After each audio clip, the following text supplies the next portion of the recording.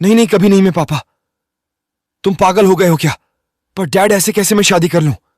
मतलब मैं उसे ढंग से जानता हूं ना, मैं उससे ज्यादा मिला हूं। ऐसे कैसे आप फैसला कर सकते हैं? बेटा, तुम देख रहे हो ना उनकी हालत। अगर आज ये शादी नहीं हुई तो सब कुछ बिखर जाएगा। मैं उस लड़की से कैसे शादी कर सकता हूं मॉम? आप तो डैड को समझाइए। कार्तिक बेटा, तुम्हारे डैड सही कह रहे हैं। जब से लड़के वालों ने शादी के लिए मना किया है, भाई साहब की तबीयत बिगड़ गई है। ऊपर से बाहर सारे मेहमान आ चुके हैं। ऐसे में अगर अभी शादी नहीं हुई तो भाई साहब की बहुत बदनामी होगी। माही बिटिया की जिंदगी बर्बाद हो जाएगी।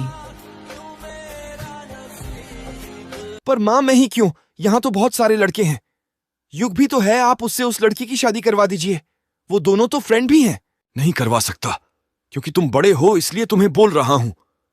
उसे बोलता तो वह मना भी नहीं करता, पर शायद तुम्हें अपनी मनमानी के अलावा कुछ दिखता ही नहीं है। और वैसे भी वो लड़की इतनी अच्छी है, तुझे ऐसी लड़की कहीं नहीं मिलेगी।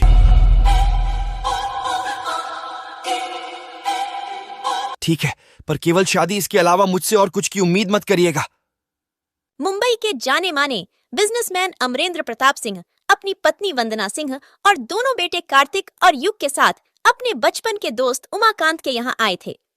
आज उमाकांत जी की बेटी माहिरा की शादी होने वाली थी, पर एन टाइम पर लड़के वालों ने 10 लाख रुपए कैश की डिमांड कर दी। उन्होंने फोन किया था, सुन उमाकांत, अगर तूने 10 लाख का बंदोबस्त नहीं किया तो तेरी बेटी कुंवारी घूमेगी। समझा? मैं बारात लेकर नहीं आऊंगा। अब उमाकांत जी साधारण शिक्षक थे। इतनी बड़ी रकम का इंतजाम करना उनके लिए असंभव था। बाहर मेहमान सब आना शुरू हो गए थे। यह सोचकर वे बहुत परेशान हो गए। उनके सीने में दर्द होने लगा। अमरेंद्र जी ने तुरंत डॉक्टर को फोन किया। माही का भी रो रो कर हालत खराब थी। वंदना जी उसे किसी तरह संभाल रही थी। वंदना जी की अपनी कोई बेटी नहीं थी, तो वे माही को अपनी बेटी की तरह प्यार करते थे। उनसे माही की हालत देखी नहीं जा रही थी, तो उन्होंने अमरेंद्र जी को साइड में बुलाकर माही की शादी कार्तिक से करवाने को बोला। अमरेंद्र जी भी शुरू से ही मन माही में अपने बहू की छवि देखते थे, पर कार्तिक के स्वभाव के कारण कुछ नहीं कह सके थे। पर आज की परिस्थिति को देखकर उन्होंने कार्तिक को इस शादी के लिए किसी तरह से तैयार कर ही लिया। अमरेंद्र जी ने उमाकांत जी को अपने इस फैसले से अवगत कराया, तो उन्होंने उनके सामने हाथ जोड़ लिया। कृष्ण सुदामा की दोस्ती की कहानी को आज तुमने फिर से दोहरा दिया। तो अमरेंद्र जी ने उनको गले लगा लिया। वंदना जी की आंखों में भी आंसू आ गए। भाई साहब, मैं तो शुरू से ही माही को अपनी बेटी बनाना चाहती थी।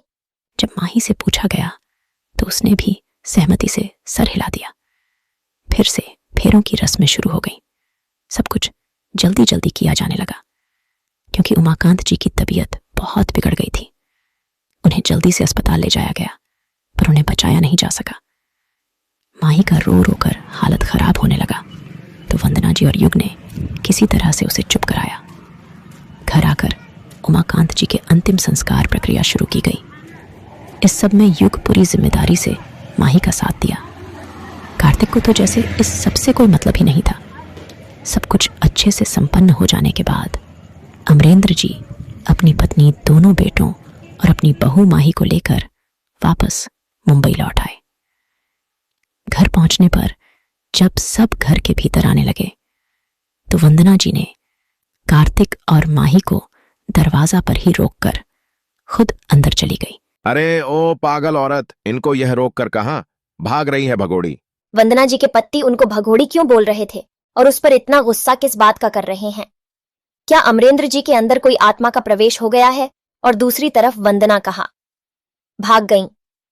अपनी नई बहू को ऐसे छोड़कर जाने आगे क्या होने वाला है? इनकी नई बहू के साथ आप सुन रहे हैं अधूरी शादी की एक भयानक कहानी। मुझे पूरा विश्वास है कि आपको हमारी ये कहानी जरूर पसंद आई होगी। पार्ट 2 के लिए कमेंट में जरूर बताएं और वीडियो को लाइक कर दे और चैनल को सब्सक्राइब और फेसबुक पर फॉलो करना ना भूले।